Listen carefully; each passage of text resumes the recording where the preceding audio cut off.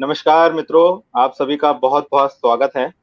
और 8 बज चुके हैं जैसा कि हमारा वादा था।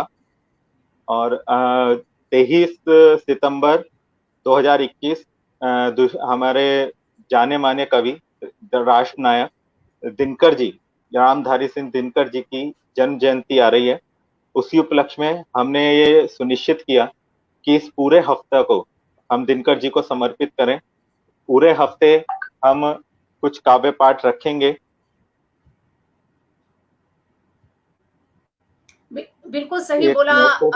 तपस जी। जी। आज इतना बड़ा आयोजन हो रहा है, ये में आपका साहित्यिक प्रेम है कि आज हम इस पड़ाव पर यहाँ पर बैठे हैं कि आपने खोजबीन कर कर रामधारी सिंह दिनकर जी के पौत्र को आप इस मंच पर लेकर आ रहे हैं। एक ऐसी परंपरा का हम निर्वहन करने जा रहे हैं कि साहित्यिक गंगा बहती रहेगी। बहुत शानदार कार्यक्रम आज का होने वाला है। बहुत बहुत धन्यवाद दीदी। और ये आप सबके सहयोग से हो पाया है। और उसमें अरविंद सर को भी मैं धन्यवाद कहूंगा। अभी वो हमारे साथ जुड़ चुके हैं। मैं बहुत उनको लाइव स्ट्रीम उनको कर रहा हूँ, मैं उनको जोड़ रहा हूँ मंच से। जी सर, बहुत बहुत स्वागत है आपका। हाँ, आप लोगों को नमस्कार, सभी श्रोता अरविंद जी, दर्शकों को बहुत बहुत प्रणाम आपको। प्रणाम। जी वर्षा जी। सर, मैं काव्यमय मंच की तरफ से आपका बहुत बहुत स्वागत करता हूं। और आपको विशेष आभार भी व्यक्त करता हूं सर कि आपका स्वास्थ्य ठीक नहीं था, उसके बाद भी आप हमारे इस मंच पर आए, आपने समय दिया। आपका बहुत बहुत आभार सर। मेरा और स्वास्थ्य मैं ठीक आपको है, बता मेरा दूं। स्वास्थ्य ठीक है। अग्रवाल साहब, मेरा स्वास्थ्य जी ठीक है। कोई दूसरी वजह थी तो खैर टाइमिंग का चक्कर था, कोई बात नहीं इसमें। जी जी। चलिए, बहुत बहुत धन्यवाद सर आपका उसके बाद भी कि आप यहाँ पर आए मंच पर। और आज हम आपसे बहुत सारी बातें करने वाले हैं। दिनकर सर के बारे में बहुत कुछ आपसे जानने को मिलेगा, ये हमारी आशा है। और दिनकर सर के बारे में जितना कहा जाए उतना कम है। उन्होंने जिस तरह से हिंदी कविताओं को, हिंदी रचनाओं को, हिंदी गद्य को, पद को, हर विधा को उन्होंने जिस तरह से प्रमोट किया, जिस तरह से वो सबके सामने लेकर आए, वो अपने आप में अनूठा है। और उन्हीं के प्रयासों का नतीजा है कि आज हिंदी का साहित्य इतना विशाल है और इतना समृद्ध है कि हम सब उसके लिए जी जान से लगे हुए हैं, उसकी उन धरोहर को संभालने के लिए। और जब दिनकर सर की बात आती है तो लगता है कि एक सिमरिया जैसे छोटे से गांव से निकलकर एक व्यक्ति आता है जो कि लोकल बहुत सारी सपोर्ट ना होने के बावजूद, वहां पे पढ़ाई के बहुत सारे साधन ना होने के बावजूद बहुत स्ट्रगल के साथ पढ़ाई करते हैं। और बहुत सारे महकमों में, सरकारी विभागों में वो रहते हैं। और बहुत छोटी उम्र में उनके पास जिम्मेदारी आ जाती है, शादी हो जाती है, बहुत कुछ होता है। लेकिन उसके बाद भी जिस तरह से उन्होंने हिंदी साहित्य को गढ़ा, वो अपने आप में अनूठा है। और इसी पर हम बहुत सारी आज चर्चा करने वाले हैं। मैं एक खंड के साथ एक शुरुआत मिनट करूंगा। आपका चाहूंगा। जी सर। एक मिनट का, मैं 1 मिनट, क्योंकि ये उनको समर्पित कार्यक्रम है तो जी, मैं दो छोटी पंक्तियां कुछ रखना चाहता हूं जो उनके प्रति लिखा था, कभी लिखा था। स्वागत है सर। पूज्य आराध्य प्रातः स्मरणीय पितामह राष्ट्र कवि रामधारी सिंह दिनकर जी की आज 46वीं पुण्यतिथि है। ये पिछले वर्ष लिखा था। कितना कुछ जी याद आ रहा है, बहुत कुछ सिमटा जो स्मृति में है, और कुछ बिखरा जो विस्मृत हो रहा है और जिसे समेटने की चेष्टा है।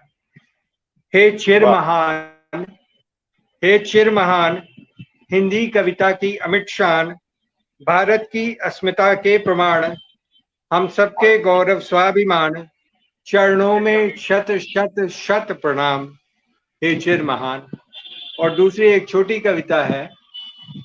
वे बहुत चरण खूब सर। युगल जिनसे वे चरण युगल जिनसे मिलती ऊर्जा प्रतिपल, इतिहास जहां लिखता पांडव कौरव के दल।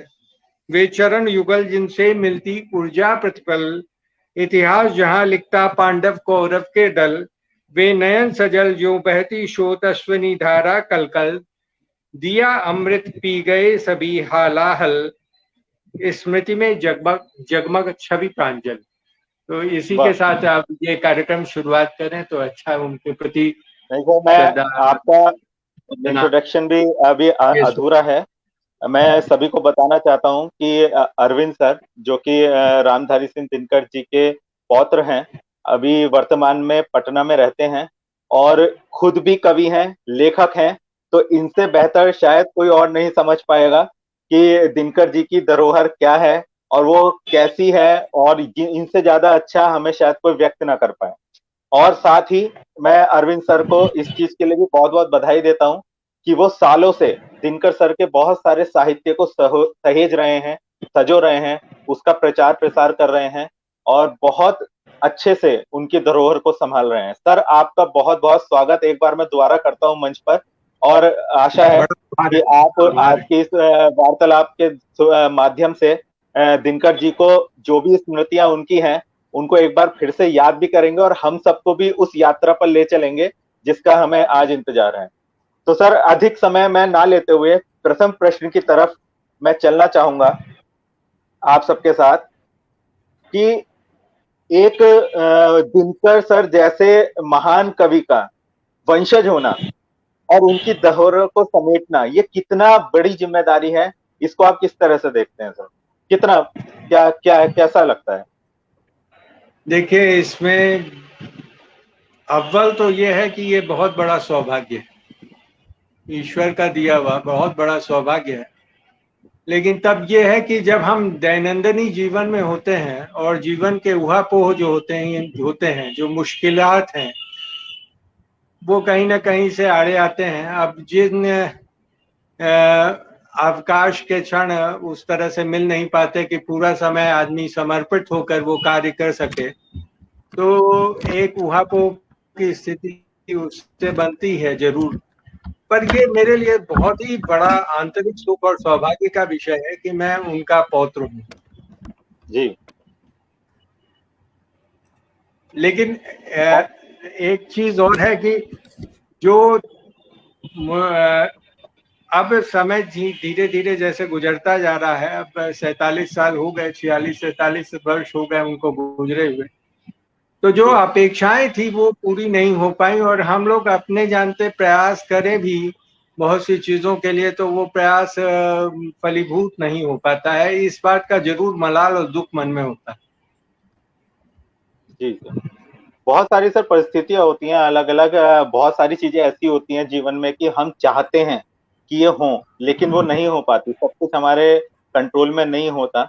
लेकिन उसके बावजूद भी एक बहुत सुख होता है वो बहुत बड़ा, कि एक ऐसा व्यक्ति जिसको देश मानता है, दुनिया मानती है, पूरा साहित्य जगत जिसको नमन करता है, वो कहीं ना कहीं हमारे पूर्वज हैं, वो हमारा हिस्सा हैं, वो हमारे परिवार हैं। तो ये एक बहुत बड़ा सुख है, बड़ा मतलब प्रसन्नता का विषय है। तो जिसके लिए आपको मतलब ये इसको शायद आप भी शब्दों में बयान करना बड़ा मुश्किल होगा। दिनकर अगर जीवित हैं और हमारे अभी तक जो है जनता के प्रिय कवि हैं, तो वो जनता की वजह से ही है। उसमें कहीं से कोई प्रश्रय हो, कोई बढ़ावा मिले या इस तरह की चीजें हो, प्रमोट करने की बात जो है वो कहीं नहीं है, क्योंकि वो जनता के हृदय हार हैं और जनता की वाणी बोलते हैं। इस वजह से दिनकर वरेण्य और पूज्य है, न कि किसी ने उनके लिए कुछ किया हो ऐसा जो यादगार हो बहुत, ऐसा नहीं है। और हम लोग तो क्या कर सकते हैं, हमारी तो सीमाएं बहुत लिमिटेड सीमाएं हैं और उसी दायरे में जीते हैं। हमारे अंदर जो है वो हमारी बौद्धिक संपदा उतनी नहीं है कि हम दिनकर को आत्मसात कर सकें। मैं 50 बार उनको पढ़ता हूं और फिर नए नए अर्थ समझ में आते हैं। जैसे आप तुलसीदास जी की रामचरितमानस को पढ़िए तो नए नए अर्थ समझ में आते हैं। तो वो उनको आत्मसात कर सकें, और हमारे दायरे हैं, लिमिटेशंस हैं, सीमाएं हैं, उसके तहत जो बन पड़ता है वो श्रद्धा पूर्वक उनको निवेदित होता है। पर मेरा आशय जेसोर है, आप समझ रहे हैं। जी जी जी जी, बिल्कुल बिल्कुल सर। जी वर्षा जी, आप कुछ कह रही थी? बिल्कुल सही बात आप बता रहे हैं अरविंद जी। मैं तो सिर्फ इतना ही कहना चाहूंगी, आज मुझे ऐसा लग रहा है कि दिनकर जी की छाया हमारे साथ बैठी हुई है, उनका प्रतिबिंब हमारे सामने बैठा हुआ है। जो एक मशाल उन्होंने जलाई थी, वो आप उसको हाथ में लेकर निरंतर आगे बढ़ रहे हैं। इससे बड़ी और चीज हमारे लिए कुछ नहीं हो सकती है। ये तो हमारा सौभाग्य है कि आज हमारे पटल पर आप मौजूद हैं। इतनी बड़ी शख्सियत आज हमारे पटल पर उपस्थित है। तपस, और आपको और मैं अपने दर्शकों को बताना चाहूंगी कि हमारे अरविंद जी भी इतने बड़े कवि और लेखक हैं, जिनकी पुस्तकें दिनकर के संस्मरण उनका पब्लिश हो चुका है दिनकर के आसपास, और उनकी काव्य पुस्तक नदी भी पब्लिश हो चुकी है, और संपादन इन्होंने किया है संसद में दिनकर और शेष निशेष, कविता की पुकार और दिनकर के साथ। और इनको, हमारे अरविंद जी को 1991 में तत्कालीन उपराष्ट्रपति डॉक्टर शंकर दयाल शर्मा जी द्वारा राष्ट्र कवि दिनकर प्रतिभा सम्मान भी मिल चुका है। तो मैं चाहती हूँ कि ये बहुत बड़ी उपलब्धि हमारे पटल के लिए कि आज ऐसी शख्सियत हमारे पटल पर बैठी हुई है। और सन 2001 के लिए बिहार राष्ट्रीय भाषा परिषद का नवोदित साहित्यकार पुरस्कार भी अरविंद जी प्राप्त कर चुके हैं। सन 2015 में भारत के प्रधानमंत्री श्री नरेंद्र मोदी जी द्वारा दिनकर परिवार को सम्मानित करने के क्रम में इनको सम्मान प्राप्त हो चुका है। ये तो बड़े सम्मानों की बात हुई जो कि विरला ही व्यक्ति को प्राप्त होती हैं। और विभिन्न संस्थाओं के द्वारा अरविंद जी को सम्मानित किया जा चुका है। तो हम तो धन्य हो गए अरविंद जी, आज आपको पटल पर पाकर बहुत बहुत धन्यवाद। देखिए वर्षा जी, मैं बहुत सामान्य और अदना इंसान हूँ। मैं दिनकर जी का चाहने वाला अनन्य भक्त हूँ और हिंदी का सेवक हूँ, और इस नाते जो सेवा बन पड़ रही है, जो भी ईश्वर की कृपा से, उसमें अपना अवदान देता हूँ। और मैं बहुत मामूली आदमी ये तो आपका बड़प्पन है अरविंद जी। बड़ा जो वृक्ष फलों से लदा हुआ, वो तो हमेशा झुककर ही रहता है। ये आपका बड़प्पन है। इसी श्रृंखला में, प्रश्नों की श्रृंखला में, एक प्रश्न मैं भी आपको देना चाहती हूँ, सौंपना चाहती हूँ कि जैसे कि मानते हैं कि गांधी जी की विचारधारा को मानने वाले दिनकर जी की रचनाओं में राजनीतिक और सामाजिक व्यवस्थाओं के प्रति रोष दिखता है। इसके पीछे क्या कारण था? कितना मन उनका उद्वेलित रहता था? असल में बहुत अच्छा प्रश्न है। हाँ, सही में ये असल में है ऐसा कि उनके प्रति आक्रोश व्यवस्था के प्रति तो शुरू से था। अब वो जो भूखे और नंगे और शोषित और दलित और इस तरह के लोग हैं, उनकी जो उपेक्षाएं होती हैं, उसको लेके जो आक्रोश है, वो उनके प्रारंभ से ही रहा। और उस में चीजें क्योंकि ढंग से नहीं ढल रही हैं और चीजों को लोग गंभीरता से नहीं ले रहे हैं, तो कहीं ना कहीं राजनीति भी उस आक्रोश के घेरे में आती थी। कई तरह की कविताएं उन्होंने लिखी, जा कहो पुण्य यदि बढ़ा नहीं शासन में, या आग सुलगती रही प्रजा के मन में, तामस बढ़ता यदि गया ढकेल प्रभा को, निर्बंध पंथ यदि मिला नहीं प्रतिभा को, रिपु नहीं यही अन्याय हमें मारेगा, अपने घर में ही फिर स्वदेश हारेगा। तो ये आक्रोश जो है, ये उनकी सात्विकता है, जो उनके व्यक्तित्व की ईमानदारी है, मनसा वाचा कर्मणा। और इतना पवित्र मन लेकर वो आए थे ईश्वर की कृपा से, ऐसा दैदीप्यमान और दिव्य चेतना के व्यक्ति थे कि वो ईमानदारी के साथ अपने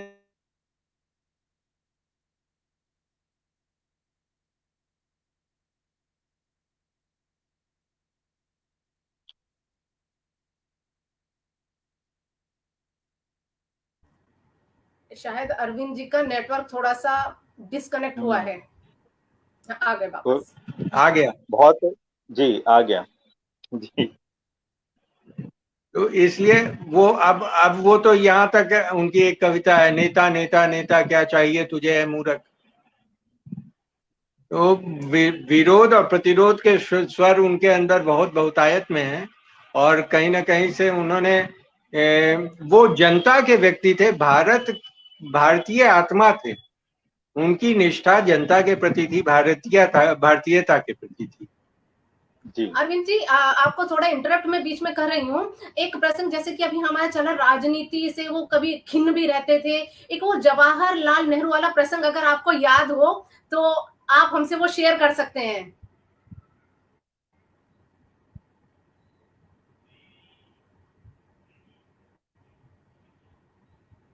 हाँ, लगता है कुछ कनेक्शन का इशू है। आ गए हैं जी। हाँ, थोड़ा सा नेट।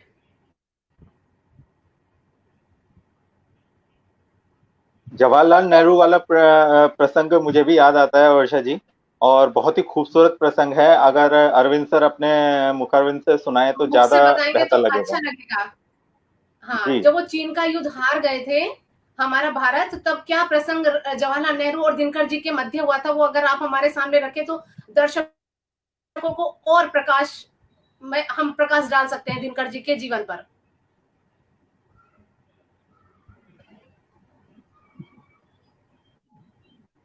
आवाज आ पा रही है चलिएगा, सर? जब तक नहीं, अरविंद जी अभी हमसे सही से जुड़ नहीं पा रहे हैं, उनका थोड़ा नेटवर्क कनेक्शन का इश्यू आ रहा है। हाँ, जुड़ गए। हाँ, अरविंद सर, आपको आवाज आ पाई है?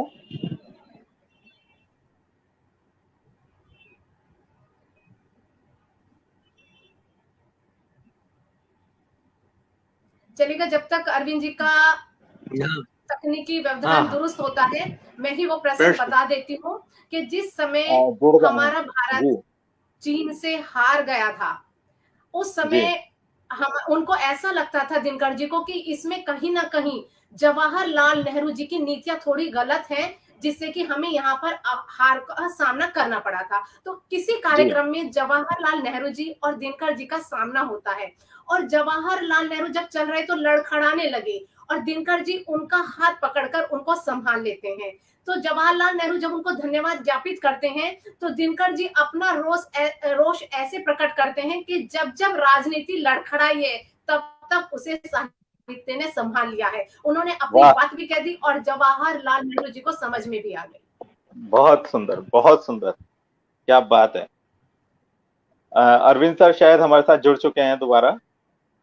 सर, हाँ, आपको आवाज आ पा रही है?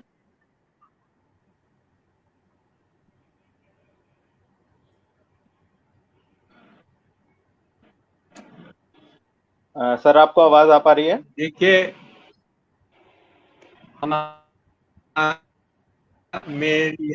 मेरा ख्याल साहित्य और संस्कृति, ये जो प्रश्न है। आवाज, हेलो, जी जी जी, आ रही है सर आपकी आवाज। आवाज नहीं जा रही क्या? नहीं सर, आप सुन पा रहे हैं आपको। हाँ, कहिए। राजनीति, आप भी अपना राजनीति माइक थोड़ा म्यूट कर राजनीति के लीजिए जो जब अरविंद प्रश्न सर हैं, बोले तो। राजनीति के जो प्रश्न हैं, राजनीति को तो दिशा निर्देश साहित्य देता आया है, वर्षों से देता आया है। और राजनीति कोई आसमानी चीज तो है नहीं। एक ये शेली ने कहा था कि poets are unseen legislature, unacknowledge legislature of the world. तो ये जो जी पोएट्स और लेखक और कवि होते हैं, दरअसल वो हमारी बनावट और हमारी संरचना उन्हीं के द्वारा होती है। और अगर राजनीति के सिद्धांत पे अगर राजनीति हम करते हैं, तो वो सिद्धांत हम लाएंगे कहाँ से, जो जिसके आधार पे हम राजनीति करना चाहते हैं? वो सिद्धांत कवि और लेखक देते हैं। और इस लिहाज से कवि उनको संभालता भी है, बनाता भी है, संवारता भी है।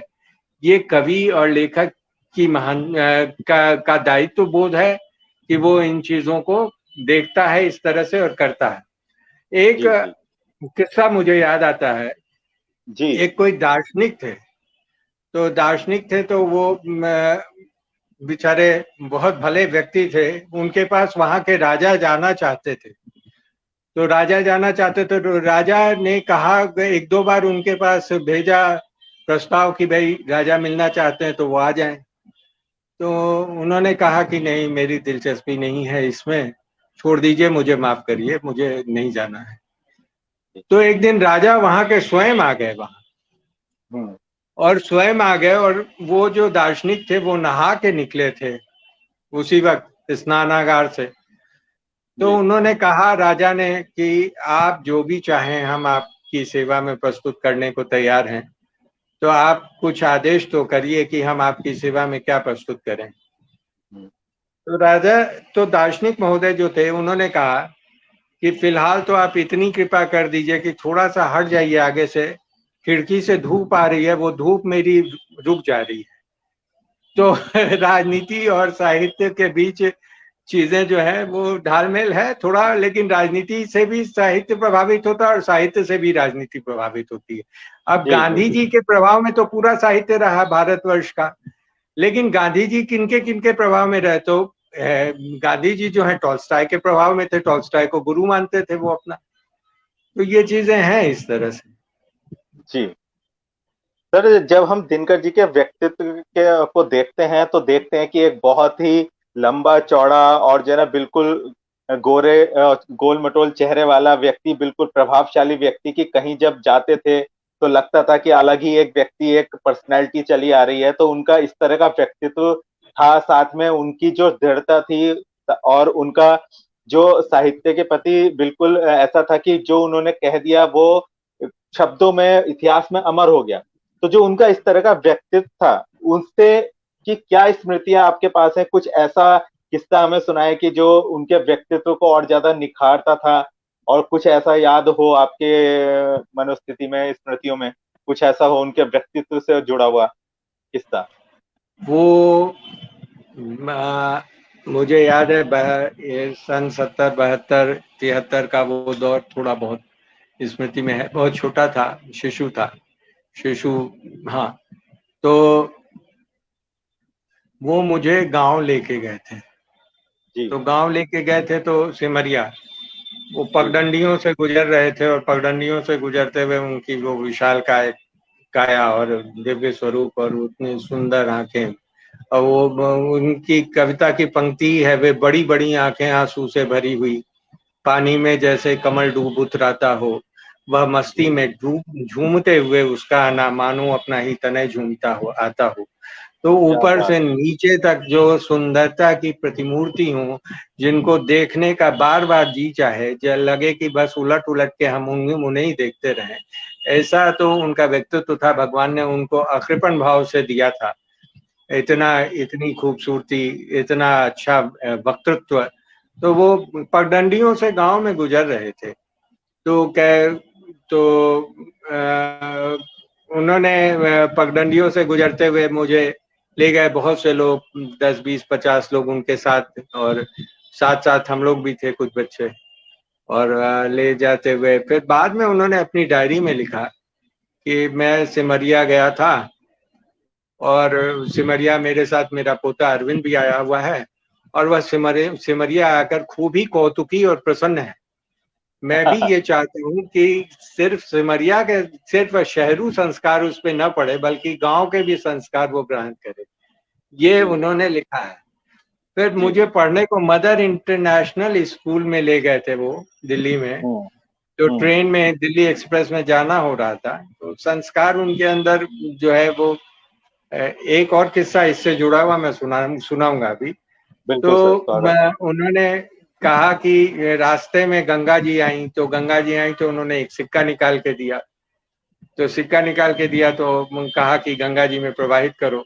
तो मैंने उसको गंगा जी में प्रवाहित किया और फिर प्रणाम किया। उन्होंने जैसा जैसा बताया मैंने वैसा वैसा किया, और वो समय मेरे स्टैंडर्ड फर्स्ट में मेरा एडमिशन हुआ था। तो ये कुछ चीजें मुझे याद आती हैं।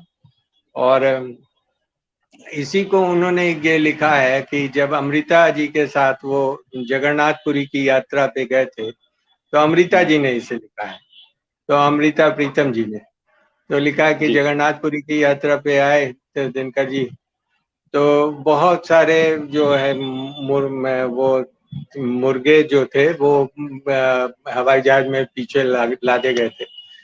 तो ये जी। तो अमृता जी को कहा उन्होंने कि ये जो हैं ये जो आवाजें आ रही हैं, ये समझ लो ये हमारे आलोचकों की आवाजें हैं। तो अमृता जी भी इस पे प्रसन्न हुई।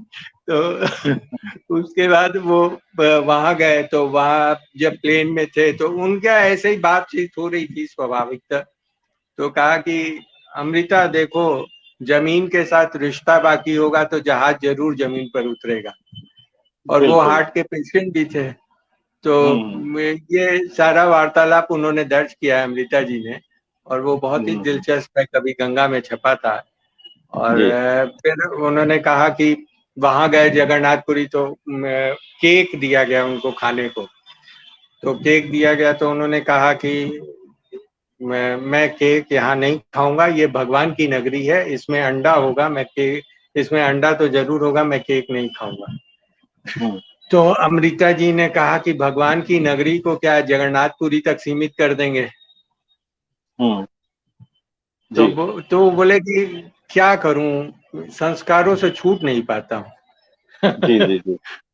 नहीं, ऐसे बहुत सारे किस्से हैं सर, और हाल ही में मुझे भी एक किस्सा उनका सुनने को मिला और मुझे बड़ा अच्छा लगा। अगर आपकी इजाजत हो तो मैं वो भी शेयर करना जी चाहूंगा। जी, जरूर जरूर जरूर। हम जो हम बिजनौर की धरती से संबंध रखते हैं, मैं खुद बिजनौर डिस्ट्रिक्ट से हूँ। और हमारी बिजनौर की धरती पे एक और महान कवि हुए हैं, दुष्यंत जी। और मुझे दुष्यंत ये जी, जब हाँ। मैंने पढ़ा थोड़ा बहुत, तो मुझे पता चला कि दुष्यंत जी और दिनकर जी का आपस में बहुत अधिक प्रेम था, एक दूसरे के साथ। बहुत घनिष्ठ मित्रों में से एक थे। और उसी से जुड़ा एक किस्सा था कि एक बार उनको दिल्ली विश्वविद्यालय में स्पीच देनी थी, और दिल्ली विश्वविद्यालय में वो मुख्य अतिथि के तौर पर जाने वाले थे। और तभी पीछे से दुष्यंत जी आए और उनको बोला कि आपको मेरे साथ अभी मेरठ चलना है एक दूसरे कार्यक्रम में। तो दिनकर जी जो है असमंजस में पड़ गए कि अब मैं क्या करूं, और मैंने वहां पे भी एक वादा किया हुआ है, और ये दुष्यंत मुझे अभी बुलाने आ गया है। और उसके बाद उन्होंने सिर्फ उनको बहुत ही प्यार से डांटते हुए कहा कि कमबख्त, जाके विश्वविद्यालय में बता तो दे कि मैं नहीं आ रहा हूं और तेरे साथ जा रहा हूं। तो ऐसा उनका व्यक्तित्व था, इतना प्रेम था उनका दुष्यंत जी के साथ भी। तो इस तरह के बहुत से किस्से हमें हाँ, सुनने को मिले। अभी जब हमने उनके बारे में पढ़ा तो बहुत कुछ और जानने को मिला। तो इसी श्रृंखला में मैं वर्षा जी से दु, अनुरोध करूंगा दु, कि अगले प्रश्न की तरफ चलें। बिल्कुल तपस, मैं तो ऐसा लग रहा कि मैं रामधारी सिंह दिनकर जी के साथ हूँ। अरविंद जी एक इतनी एक कॉल आ जाए। तरीके से संस्मरण सुना रहे हैं कि हम उसका हिस्सा बन गए हैं। अरविंद जी बहुत बहुत धन्यवाद। अगला प्रश्न मैं आपसे करना चाहूंगी कि एक दिनकर जी को जी, आपकी आवाज कट रही है वर्षा जी। आवाज जा रही है। जी जी जी। मैं इतने प्रश्न शुरू करता हूं सर, कि एक कवि के तौर पर, आप खुद भी एक कवि हैं, लेखक हैं। आप हिंदी साहित्य को बहुत अच्छे से, बहुत गहराई से समझते हैं। तो एक कवि के तौर पर आप किस तरह से दिनकर जी को जानते हैं? एक कवि के तौर पर आप दिनकर जी को किस तरह से एक्सप्लेन करना चाहेंगे, किस तरह से उनको प्रस्तावित करना चाहेंगे? देखिए, दिनकर जी उस परंपरा के कवि हैं और उस कोटि के कवि हैं जिसमें वाल्मीकि हैं, वाल्मीकि हैं, व्यास हैं, तुलसीदास जी हैं, और जी इस तरह के जो वरेण्य और प्रातः स्मरणीय कवि हैं, उस परंपरा के कवि हैं वस्तुतः वह। और उस परंपरा को उन्होंने आगे बढ़ाया है एपिक के माध्यम से, विभिन्न काव्य जो उन्होंने रचनाएं की उनके माध्यम से। दूसरी बात ये कि मैं उनका पौत्र हूं और मुझे ये बहुत शोभा नहीं देता कि मैं अपनी जुबान से बहुत ज्यादा कुछ ऐसी बात बोलूं, लेकिन फिर भी आचार्य हजारी, आचार्य ये जो थे किशोरी दास वाजपेयी, बहुत बड़े वैयाकरण थे। तो उन्होंने लिखा कि देखो भाई, ऐसा है कि तुलसी के साथ सूर का नाम स्वमेव आ जाता है, जी और मैथिली शरण जी के महावीर प्रसाद द्विवेदी के साथ मैथिली शरण जी का नाम आ जाता है, जी और प्रसाद के साथ निराला जी का नाम आ जाता है।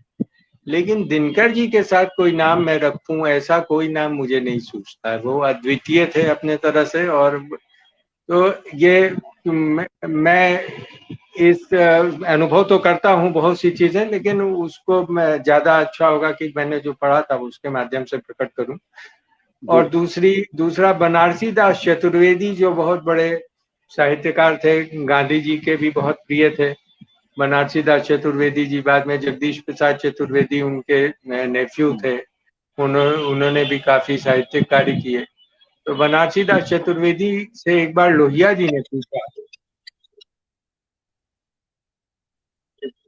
राम मनोहर लोहिया जी ने पूछा,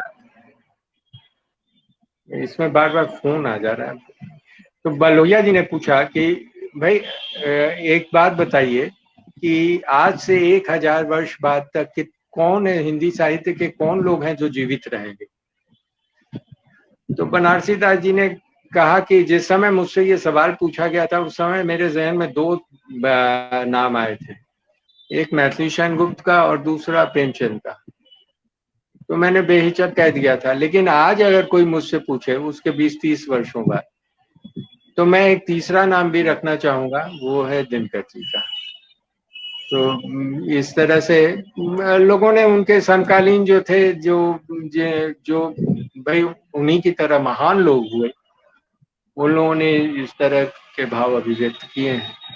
तो अब उनका साहित्य में क्या स्थान है, कहाँ है, वो इस पर बहुत मीमांसा मैं नहीं कर सकता, लेकिन जो भी है मेरे लिए तो वो पूजनीय और प्रातः स्मरणीय है। जी वर्षा जी, आप अगले प्रश्न की तरफ जा रही थी। बिल्कुल, मैं तो एक क्वेश्चन, ये थोड़ा सा मैं पर्सनल क्वेश्चन आपसे पूछना चाहूंगी अरविंद जी, कि आपके परिवार के बारे में या उनके परिवार के बारे में आप कुछ बताएं, कुछ उनके जीवन पर प्रकाश डालें कि अभी अभी कौन है और कहाँ पर है, कुछ प्रकाश डालिएगा। मेरे अच्छा, थोड़ा सा पृष्ठभूमि लेके चलते हैं। जी। मेरे पितामह बाबा के जो पिता थे उनका नाम बाबू रवि सिंह जी था, और रवि सिंह जी एक मध्यम दर्जे के किसान व्यक्ति थे, और उनकी माँ का नाम मनोरूप देवी था। तो एक पुत्र बाबू वसंत सिंह हुए दिनकर जी के बड़े भाई, उसके बाद दिनकर जी हुए, और उसके बाद एक और भाई हुए सत्यनारायण जी, और तब उनके पिताजी का निधन हो गया, यानी वो 3-4 वर्ष के रहे होंगे। तो इस तरह से उनको माँ के छत्र छाया में ही वो आगे बढ़े, और बहुत संघर्ष भी किया, और अपना उद्यम और बहुत कोशिशों के बाद वो साहित्य में तो उनकी स्वाभाविक दिलचस्पी थी, लेकिन पढ़ाई में भी वो भूदेव पदक उनको मिला था, जो कि पूरे बिहार में फर्स्ट आने के लिए उनको मिला था भूदेव पदक। उसके बाद उनका विवाह होता है मेरे ख्याल से 25 या 26, हाँ, श्यामवती देवी जी से। और मेरे पिताजी बड़े पुत्र थे उनके, स्वर्गीय राम सेवक सिंह जी, और उनकी उसके बाद एक उनकी पुत्री विनता देवी हुई। तो मेरे पिताजी भी स्वर्गवास हो चुका है उनका, और बहुत पहले 70 के दशक में, 60 के दशक में, 60 के अंतिम दौर में। और विनता देवी जी थी, वो उनका भी देहांत हो गया, इधर 7-8 वर्ष हो गए होंगे।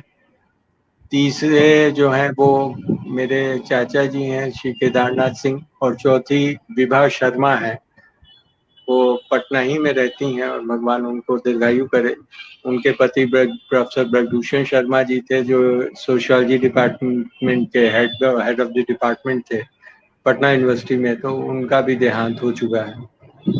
तो उसके बाद राम सेवक जी के जो 5 संतानें हैं, उसमें सबसे बड़ी हैं कल्याणी राय, जो मेरी बड़ी बहन है, सबसे बड़ी बहन है, और वो अभी लुधियाना में है। उनके हस्बैंड जो हैं वो हीरो साइकिल्स में मेरे ख्याल से वो मैनेजिंग डायरेक्टर या चेयरमैन कुछ हैं वहाँ पे, तो बहुत अच्छे पद पे हैं वो भी।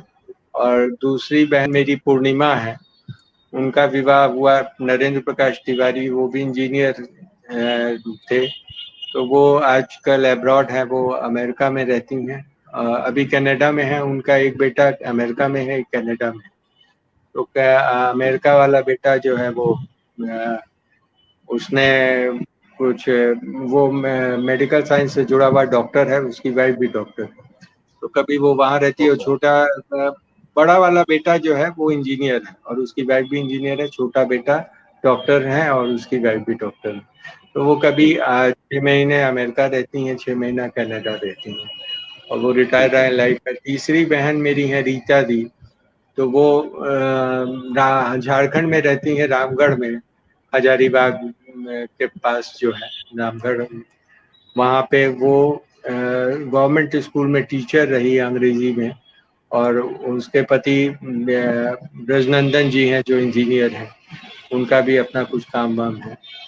और 4th में हम हैं, और मुझसे छोटी एक बहन है जो जिसने MBA किया, और अभी पिछले गत वर्ष उनके पति का देहावसान हो गया, कुछ किडनी प्रॉब्लम आ गई थी, तो वो छोटी बहन है मेरी। और वो रिलायंस पावर जो कंपनी है उसमें BPHR है। ओके। तो ये मैं एक तरह से अब बहुत विस्तार में जाएंगे तो बहुत आगे तक जाना पड़ेगा। जैसा आपने सर जिक्र करा कि केदारनाथ सर हैं जो कि चाचा जी हैं, यानी कि उनके पुत्र हैं सर के, तो वो अभी कहाँ पर हैं? वो क्या पटना में ही रहते हैं या फिर कहीं और रहते हैं? वो पटना ही में रहते हैं, लेकिन वो अभी स्वास्थ्य लाभ की दृष्टि से मुंबई में हैं अपने बेटे के पास। ओके ओके ओके, ठीक है सर। एक और मेरे मन में प्रश्न था कि मैंने पढ़ा था कि उन्होंने बहुत, जब भागलपुर में थे वो, उस समय पहला उनका कुछ काव्य संग्रह आया था, कविता संग्रह आया था जिसका नाम था विजय संदेश। वो हमें कहीं देखने को नहीं मिलता, वो शायद कहीं मिस हो गया या फिर वो अभी उपस्थित नहीं है। उसके बाद उनकी कौन सी रचना संग्रह सबसे पहले प्रकाशित हुआ है, या विजय संदेश के बारे में अगर आप कुछ बताना चाहें कि उसका क्या हिस्ट्री विजय थी, कैसे वो प्रकाशित हुआ? संदेश, जी जी जी, तापस जी, विजय संदेश जो है वो सन 1926 में लिखी गई रचना थी, 26-27 के दौर में, और वो 1928 में प्रकाशित हुई थी, और उसकी प्रति अनुपलब्ध हो गई थी, वो कहीं मिली नहीं थी। तो इधर 5-7 वर्षों पूर्व एक सज्जन थे जो उनको, वो मुंगेर गए थे, तो मुंगेर में उनको विजय संदेश की प्रति मिली लाइब्रेरी में, किसी लाइब्रेरी में, और किसी को उन्होंने भेंट किया था, तो वो प्रति अनुपलब्ध थी। उसके कुछ अंश आप कहें तो मैं थोड़े से अंश बिल्कुल सर, बिल्कुल सौभाग्य होगा सर हमारा। और ये दरअसल जो बारदोली विजय है, जो सरदार पटेल साहब का जो आंदोलन था किसानों का, उसके संदर्भ में लिखी गई रचना थी। इसमें 12-15 कविताएं हैं। एक कविता जैसे है, वीर बारदोली बंदे, वीर बारदोली बंदे, अखिल सृष्टि सिर मुकुट लोक तारणी, खद्दर धारणी वंदे, वीर बारदोली वंदे। खल खल गंजनी अरिबल भंजनी, संतत सुभग स्व मन जनमन रंजनी, दुर्दमनीय महिष पर दुर्गे, कठिन क्रांतिकारिणी वंदे, वीर बारदोली वंदे। शतगण शूलनी रण मदि धूल झूलनी, सकल शक्तिलय अरि उन्मूलनी, दर्पी दर्प दलन हित संगर शक्ति बंद्र धारिणी, वंदे वीर बारदोली वंदे। इस तरह से ये कविता है। रखी लाज भारत की इस दम, हसुए खुरपी वालों ने शस्त्र बिना ही युद्ध किया, इन माई के लालों ने दिखा दिया स्वेच्छाचारी को शुभ सत्याग्रह की क्षमता, तोप तमंचे जेल करेंगे कब यारो इसकी समता, बता दिया अवसर पर कैसे मिलता भाई भाई है, वीर बारदोली वालों की गाओ विजय बधाई। इस तरह की। तो सर ये सबसे पहली रचनाओं में से एक है जो प्रकाशित हुई थी उनकी। हाँ, और उसके बाद उनकी दूसरी रचना जो थी वो उनको एक प्रति बाय चांस उनके पास थी, तो उन्होंने उसको प्रकाशित कराया था देहांत के थोड़े पहले पूर्व, 6 महीने पूर्व, और वो प्रणभंग तथा अन्य कविताएं करके वो संग्रह प्रकाशित हुआ था स्टार पब्लिकेशन से। जी, मैं वर्षा जी से अनुरोध करूंगा अगले प्रश्न के लिए। हाँ, ये सबसे बड़ी बात मेरे पास बिल्कुल अभी आपके साथ बात करते मेरे दिमाग में उपजा है कि आप जिस तरीके से रचनाएँ पढ़ते हैं, जिस तरीके से आप ऐसा लगता है कि आप दिनकर जी को जीते हैं। आपके मन में आपने एलएलबी की हुई है, एमबीए किया हुआ है, लेकिन आप उनको ऐसा है कि जैसे कि दिनकर जी ने आपसे कहा हो कि अरविंद आपको मेरी जो ये धरोहर ये आपको आगे लेके जानी है। आपकी रचनाओं में वो सब चीज़ें झलकती हैं, आपके व्यक्तित्व में वो चीज़ें झलकती हैं। तो आपके दिमाग में कब आया कि आपको कवि बनना है, लेखक बनना है? आपके मन में ये चीजें कब उपजी? मैं आपसे जानना चाहूंगी ये। जब बहुत अच्छा मेरी प्रश्न उम्र है। जब मेरी 12 वर्ष की उम्र थी, तो एक व्यक्ति मेरे घर आए थे और उन्होंने मुझे प्रेरित किया। श्री शारदा प्रसाद सैदपुरी, वो भागलपुर के थे और दिनकर जी के बारे में बड़े जिज्ञासु थे। कई आयोजन भी उन्होंने, महत्वपूर्ण आयोजन भी किए। तो उन्होंने कहा कि कादम्बनी के लिए एक लेख लिख के दो बाबा पे। तो मैंने वो लेख 12 वर्ष की आयु में लिखा, मेरे बाबा करके संस्मरण था वो, छोटा सा। क्या बात है। इसके बाद लिखने के प्रति एक जागरूकता पैदा हो गई और फिर शुरू के दौर में कविताएं लिखने लगा, कुछ कविताएं भी लिखी। तो पद्मा सचदेव जी थी, तो पद्मा सचदेव जी से पत्र व्यवहार होता था। तो उन्होंने कहा कि मुझे अच्छा लगा कि कविता का कीड़ा तुम्हारे अंदर विद्यमान है। तो इस जी तरह कविताएं भी लिखी जाती रही, कुछ कुछ सृजन होता रहा। और लेकिन कहीं ना कहीं उसके प्रेरणा स्रोत वही रहे और उसमें उसके दर्पण में वही दिखते हैं, हर जगह वही दिखते हैं। अब ये ईश्वर प्रदत्त है, जो भी मेरा व्यक्तित्व है, जो है जैसा है।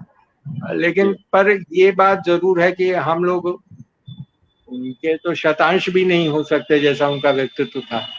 और जब वो कहते थे, और न तो कविताओं में हो सकते हैं, न लेखन में हो सकते हैं, न व्यक्तित्व में हो सकते हैं।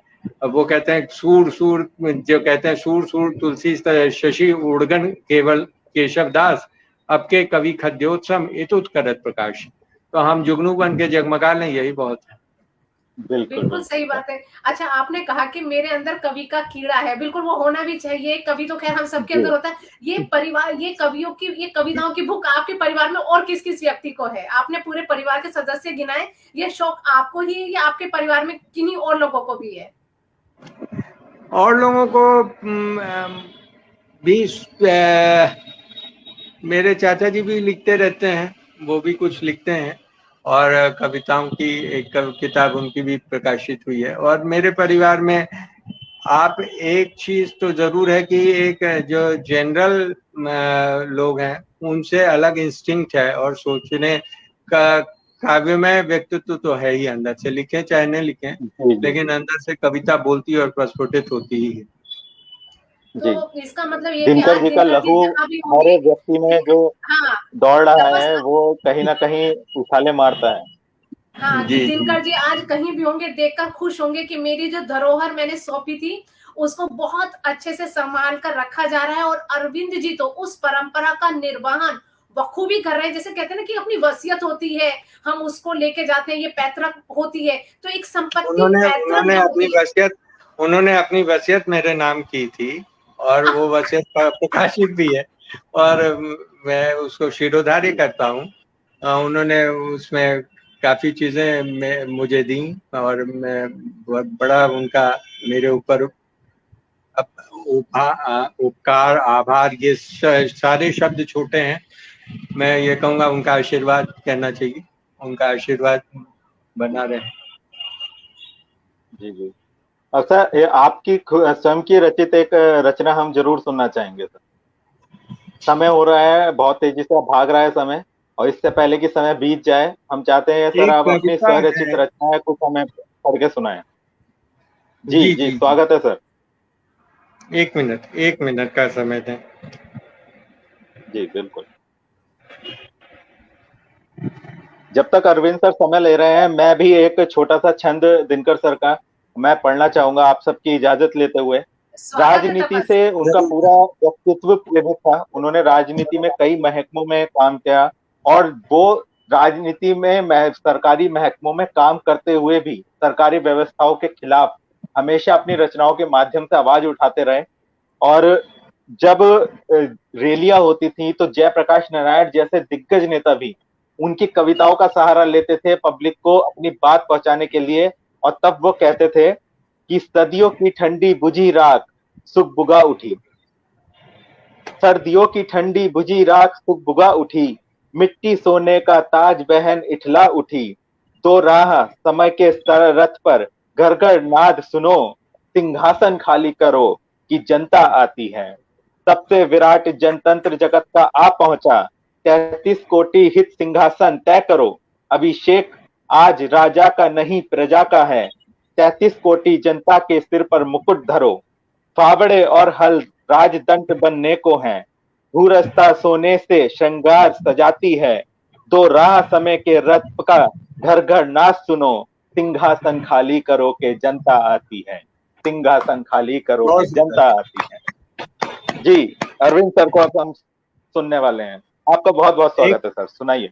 एक संग्रह से पुरानी कविता है, हालांकि इधर काफी कुछ इससे बदलाव आ गया है लेखन में, और लेकिन फिर भी नदी कविता जो शीर्षक जिसके नाम से शीर्षक है काव्य संग्रह का, नदी है। जी जी नदी शीर्षक है। नदी नदी पूरब से बहती है, नदी पूरब से बहती है, नहीं नदी उत्तर से बहती है, नदी का तीर नजर नहीं आता, नदी में लोगों की भीड़ नजर आती है। नदी का तीर नजर नहीं आता, नदी में लोगों की भीड़ नजर आती है, नदी उजाले का एक पवित्र स्रोत, नदी शमशान के मुहाने पे बहती रहती है, नदी उल्लास की छवि लाई है, नदी बियाबानों की एक परछाई है, नदी क्या कुछ है, नदी कहाँ से आई है, नदी के किनारे कुछ पेड़ हरे और सूखे, नदी के किनारे कुछ पेड़ हरे और सूखे, नदी की शाखाएं कभी देखी हैं, कितना कुछ नहीं अपने संग समेट कर लाई है, नदी में तेज लहर, नदी में तेज लहर और नदी का रुक जाना, नदी के मध्य खोई हुई सी एक तरी, नहीं है ज्ञात उसे गंतव्य नहीं विराम का क्षण, कितनी सदियों का दर्द समेटे हुए, नदी कुछ और नहीं जैसे कि आदमी का हो मन, कितनी धारें कितने मझधार में तिरते रहना, आदमी का कभी सबब से कभी से बेसबब ही बहना, दर्द लाशों के ढेरों का उसको सहना है, लाशें जो जलती हैं नदी के मुहाने पर, आदमी को कई लाशों से होकर गुजरना है। न सिर्फ लाशें आदमियों की, बकरियों की या चीतों की, न सिर्फ लाशें आदमियों की, बकरियों की या चीतों की, लाशें समय की, मूल्यों की, धरोहरों की, लाशें सभ्यताओं की, संस्कृतियों की, लाशें दम तोड़ते हुए ख्वाबों की, लाशें पेड़ पर खुरचे हुए युगल नामों की, अनगिनत लाशें, अनगिनत सपन, नदी कुछ और नहीं, नदी है महज आदमी का मन। ये वाह वाह वाह वाह वाह, क्या बात है सर। एक और रचना सर, एक और रचना सुनना चाहेंगे सर। ये बाबा पे लिखी गई कविता है, और इसकी दोबारा आसानी से नहीं मिल पाएगा जी, आपको ये सौभाग्य दोबारा आसानी से नहीं मिल पाएगा सर। जब आपका स्वागत है, जब आप कहेंगे तब हम उपस्थित हो जाएंगे। ये हमारा सौभाग्य अरविंद जी, आपने ये कह के हमारा दिल शेयर कर दिया है। तो मैं ये जो है बाबा की स्मृति में है। असल में एक कविता मैंने पढ़ी थी कभी, माखनलाल चतुर्वेदी की स्मृति में किन्होंने लिखी थी, तो उस कविता से प्रभावित होकर भाव मेरे अपने हैं, मीटर वही रखा है। और भग्न नहीं हुआ मंदिर तुम्हारा उद्घोष, भग्न नहीं हुआ मंदिर तुम्हारा उद्घोष, शंख भी है बज रहे अर्चना भी हो रही, भग्न नहीं हुआ मंदिर तुम्हारा उद्घोष है, शंख भी हैं बज रहे अर्चना भी हो रही, मुकुट खोया मूर्ति खोई भावनाएं जग रही हैं, जगत छूटा भूमि छूटी स्नेह का बंधन न छूटा, फूल भरकर चूमता भू सुरभि तो बिखर रही है, काल का क्रूर प्रवाह किंतु क्या सौरभ झूठा, हर सांस के उच्छ्वास को तुम जानते पहचानते थे, इस पूज्य भारत भूमि को ही अपना मानते थे, देवता थे तुम मनुष्य के रूप में भुज को समेटे, हर कुत्सित से जूझ कर मंगल की ध्वजा फहराते। मधुरता में तिक्तता का बोध भले व्यथित करे, मधुरता में तिक्तता का बोध भले व्यथित करे, पर पूर्वजों पर विश्वास की आराधना होती रहेगी। इच्छा मृत्यु तुमने मांगी, कीर्ति को क्षण भंगुर माना, क्षितिज के नव द्वार खोले, स्वप्न को संभावना दी। शिव से कल्याण मांगा, सूर्य के किरणों से उजाला, मिट्टी के तिलक का स्वातंत्र को नहीं भावना दी। विषधारी का फण भले ही डोले न डोले, अश्रु की बरसात होगी, वंदना होती रहेगी। यही कविता है, ये उनको समर्पित है। बहुत खूब, बहुत सुंदर सर, बहुत खूब। हमारा सौभाग्य है सर कि हम इसको सुन पाए आपके रचनाएं सुनकर ऐसा लग रहा है कि अरविंद जी दिनकर जी को जीते हैं। बिल्कुल बहुत सुंदर रचना आपने लिखी अरविंद जी। और अंतिम प्रश्न मैं भी आपसे पूछना चाहूंगी, लेकिन उनकी कुछ पंक्तियों के बाद। एक उनका सबसे बड़ा था कि उन्होंने जो एक जाति प्रथा है उस पर बहुत बड़ा कुठारघात वो अपनी रचनाओं के माध्यम से करते, पूरी रश्मि रति उसी पर ही रची गई है। तो उसका एक बंद मैं आपको सुनाना चाहती हूँ। तेजस्वी सम्मान खोजते नहीं गोत्र बतला के, तेजस्वी सम्मान खोजते नहीं गोत्र बतला के, पाते हैं जग में प्रशस्ति अपना कर्तव्य दिखला के। हीन मूल की ओर देख जग गलत कहे या ठीक, वीर खींच कर ही रहते हैं इतिहासों में। हाँ, इतिहासों में बहुत सुंदर रचना उन्होंने कर्ण को सामने रखकर लिखी थी। अरविंद जी, अंतिम प्रश्न मेरा यह है कि इतनी बड़ी वो हमारे लिए साहित्यिक संपदा छोड़कर गए हैं जो कि पूरे भारत की धरोहर है, हमारी सरकार उसको सहेजने में कितनी कामयाब है? बहुत बहुत खूबसूरत प्रश्न है ये, बहुत सही प्रश्न है। और ऐसा है कि देखिए, कई बार थोड़ा मन क्षुब्ध हो जाता है, दुखी हो जाता है। दिनकर जी राष्ट्रकवि थे और उनके नाम पर सिमरिया में एक अपने प्रयास से, गांव के प्रयास से, अपने परिवार के प्रयास से एक स्कूल है और एक लाइब्रेरी है, वो चल रही है वहाँ बखूबी। और उसमें एक सभागार है और एक मूर्ति है वहाँ लगी हुई है, और बरौनी में एक मूर्ति लगी हुई है। कुछ जो संजोने लायक चीजें थी, मैंने बहुत सी किताबें अपनी उस लाइब्रेरी को दे दी जो बाबा के इस्तेमाल की थी। तो एक अलमारी वो लोग ले गए थे, लेकिन बाद में संयोग नहीं हो सका, वो नहीं ले जा सके। तो फिर 3 अलमारियां और मेरे पास पड़ी थी, वो मैंने बिहार हिंदी साहित्य सम्मेलन को दे दी ताकि वहां वो सुरक्षित रहें। 46-47 वर्ष गुजर गए। ये कहीं ना कहीं था कि शायद दिनकर जी के नाम पर कोई संग्रहालय बनाया जाए, और वो स्थानीयता अलग चीज है, लेकिन राष्ट्र कवि थे तो दिल्ली में उनका एक स्मारक होना चाहिए, एक भव्य स्मारक होना चाहिए। गुरुदेव रविन्द्रनाथ टैगोर के नाम पर रविंद्र भवन है या बहुत सी चीजें हैं, ये बहुत बड़े अच्छा कार्य है। लोकनायक जयप्रकाश जी के नाम पे वहाँ पे है। ये बहुत अच्छी बातें हैं कि इस तरह की चीजें हैं, लेकिन उनके नाम पर हम लोग इस उम्मीद में थे कि शायद कोई संग्रहालय बनेगा तो ये किताबें हम लोग उसको दे देंगे और वहाँ वो सुरक्षित रहेंगी। पर ऐसा कुछ हुआ नहीं सरकार की ओर से। ये थोड़ा दुखद प्रसंग है। पटना में एक आदमकद मूर्ति है जो मेरे घर के आसपास है, चौराहे पे लगी हुई है। वो एक अच्छा कार्य है।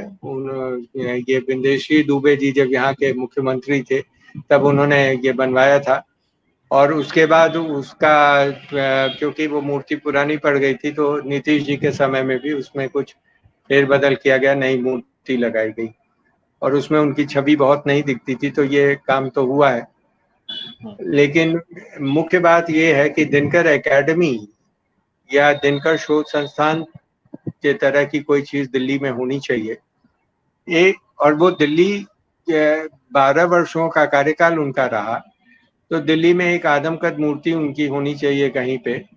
अभी पिछले दिनों जो माननीय मोदी जी के ही गवर्नमेंट में थे, पहले जो रेलवे मंत्री थे प्रभु पीयूष गोयल जी,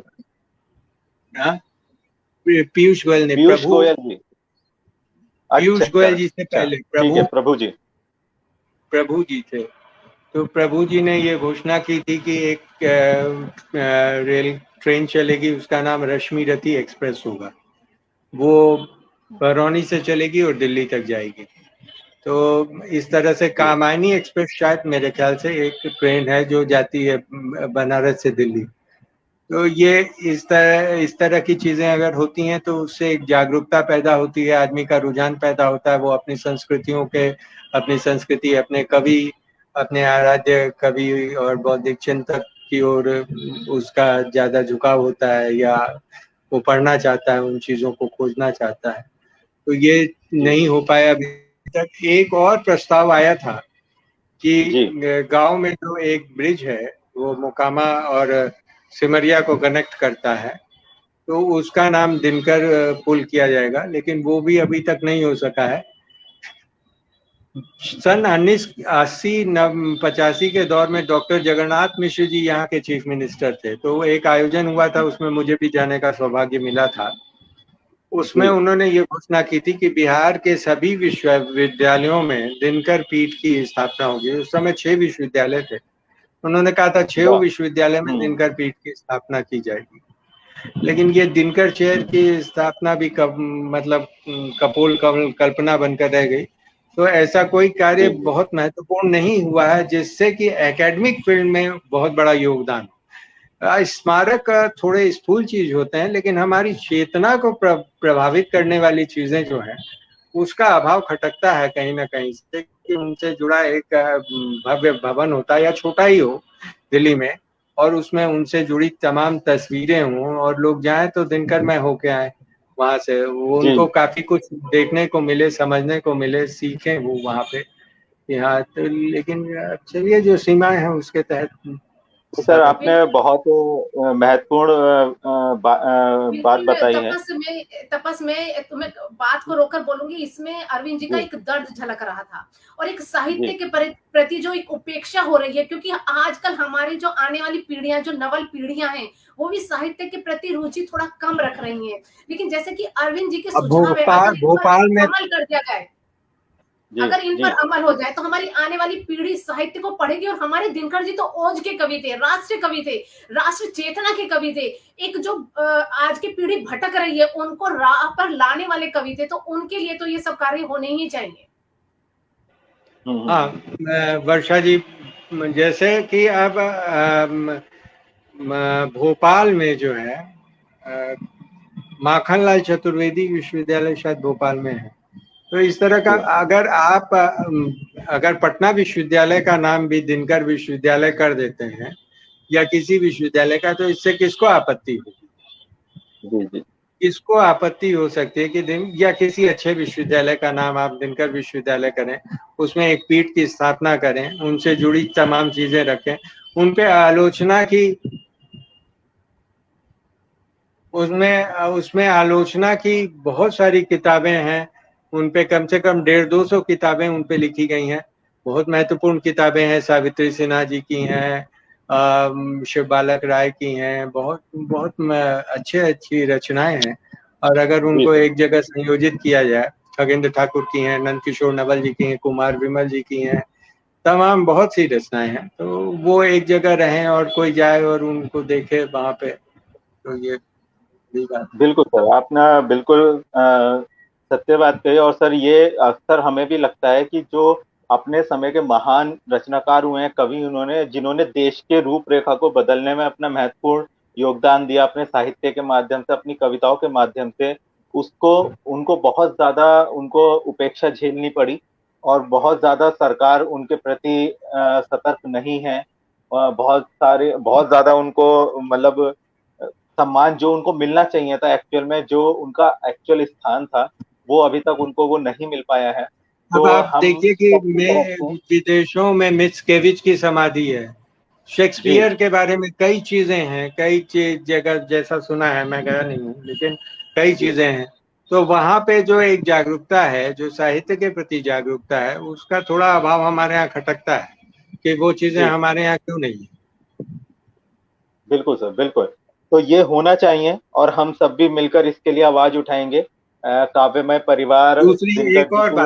बात जी भारत रत्न देश का सर्वोच्च पुरस्कार है जो भारत सरकार देती है, लेकिन अभी तक किसी साहित्यकार या कवि को ये पुरस्कार नहीं मिला है।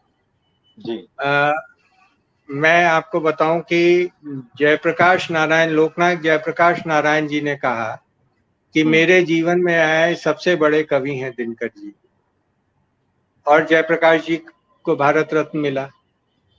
अच्छा, अटल जी, माननीय श्रद्धेय अटल जी थे, तो अटल जी ने कहा कि जब बचपन के दिनों में मुझे स्कूल के दिनों में दिनकर की भूमिका निभाने का सौभाग्य मिला था, और डॉक्टर शिवमंगल सिंह सुमन ने निराला जी की भूमिका निभाई थी स्कूल, और वो उनको भारत रत्न मिला हुआ है। और लता मंगेशकर जी जो बहुत आदर करती हैं दिनकर जी का, और वो कहती थी कि मेरे लिए तो सबसे महत्वपूर्ण कवि वही हैं किसी समय, और बहुत प्रभावित भी रही हमेशा, तो वो उनको भी मिला है। लेकिन अब साहित्य के क्षेत्र से हम लोग नहीं देते हैं, ये क्यों नहीं देते हैं मेरी समझ में नहीं बात आती। खैर जो भी हो, मैं एक अपना विचार रख रहा हूँ, आगे नहीं सर, ये सोचना दर्द है, ये विडंबना है इस देश की कि अच्छी प्रतिभाओं को पहचानने में देश हमेशा से थोड़ा डिले कर देखिए देता है। कला के क्षेत्र में हमने कितने लोगों को पुरस्कृत किया है, भीमसेन जोशी जी को किया, कई लोगों को किया, तो बहुत अच्छा काम है। बहुत हमने खेल में दिया है, खेल में भी दिया, लेकिन तो फिर साहित्य क्यों उपेक्षित है? बिल्कुल बिल्कुल, बहुत सही आपका प्रश्न है, बहुत अच्छा प्रश्न है सर, कि ये सोचना चाहिए सरकार को, और अब ये सरकार की जिम्मेदारी है, ये उनका काम है कि जो हमारी विरासत है, जो साहित्यिक धरोहर हैं, उनको संभालने का सरकार नए सिरे से प्रयास करे और सभी क्षेत्रों में इक्वल ही उनको डिस्ट्रीब्यूट करे। जो भी सम्मान उनको मिलना चाहिए, जिसके वो असल हकदार हैं, वो उनको मिले। और इसके लिए हिंदी साहित्य जगत लगातार प्रयासरत रहेगा। बहुत सारे मंचों से तक आपकी ये आवाज किसी न किसी माध्यम से पहुंचे, हम चाहते हैं, और आपकी ये बात किसी भी तरह भारत सरकार तक पहुंचे, और जल्द ही दिनकर जी के नाम पर कोई पुरस्कार, उनके नाम पर कोई मतलब रेल यात्रा, या फिर जो है कोई भी विश्वविद्यालय, जो भी जिसके वो असली हकदार हैं, वो उनको मिले जल्द से जल्द। एक चीज और, जैसे ये जो है उनके नाम पे, क्या मैं बोल रहा था, दिमाग से बात निकल गई, उनके नाम पे एक चीज कुछ हुआ था, वो बात निकल गई दिमाग से। खैर जो भी, कोई बात नहीं सर, और मैं वर्षा जी से अब अनुरोध करूंगा कि वो हम समापन की तरफ चलें। और एक चीज अंत में, अंतिम एक बात और, हम लोग 5 भाई बहन हैं, तो बड़ी बहन कल्याणी जी, फिर पूर्णिमा जी, फिर रीता जी, फिर मैं, और फिर सबसे छोटी बहन पद्मा है। और उसपे एक कविता बाबा की है, जो कि एकमात्र उसी पे कविता, किसी पारिवारिक व्यक्ति पे उन्होंने कविता लिखी नहीं, वो एक छोटी कविता हारे को हरि नाम में है। तो मैं अरविंद कुमार सिंह, तो ये राम सेवक जी का परिवार है, और उसके अलावा और लोग भी तो हैं ही। जी जी जी जी बिल्कुल। वर्षा जी। बिल्कुल अरविंद जी, आज हमें पूरा दिनकर जी को जानने का, एक नए सिरे से जानने का हमको अवसर मिला, और ये हमारा सौभाग्य कि उनके परिवार की शाखाएं आज काव्य में परिवार तक चलकर आई हैं। अरविंद जी, उसके लिए पहले तो तहे दिल से मैं आपका धन्यवाद ज्ञापित करती हूँ। और दिनकर जी की एक रचना के 2 बंतो तपस में अपने आप को रोक नहीं पाऊंगी, बिल्कुल बिल्कुल बिल्कुल। मन कटुवाणी से आहत हो, मन कटुवाणी से आहत हो, भीतर तक छलनी हो जाए, फिर बाद कहे प्रिय वचनों का, रह जाता कोई अर्थ नहीं, रह जाता कोई अर्थ नहीं। सुख साधन चाहे जितने हो, सुख साधन चाहे जितने हो, फिर काया रोगों का घर हो, फिर उन अनगिनत सुविधाओं का रह जाता कोई अर्थ नहीं।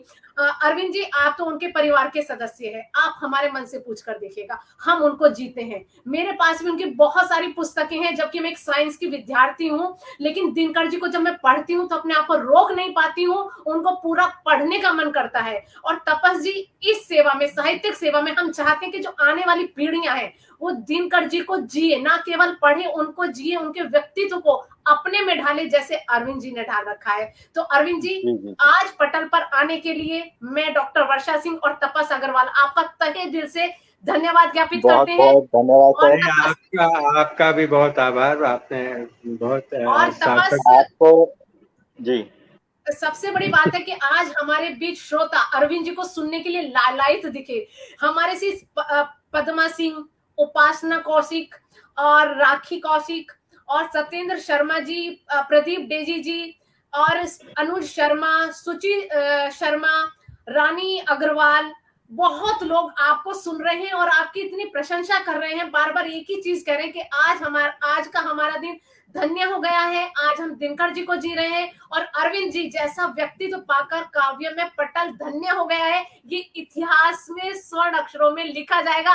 अरविंद जी, ये हमारे लिए बहुत बड़ी बात है।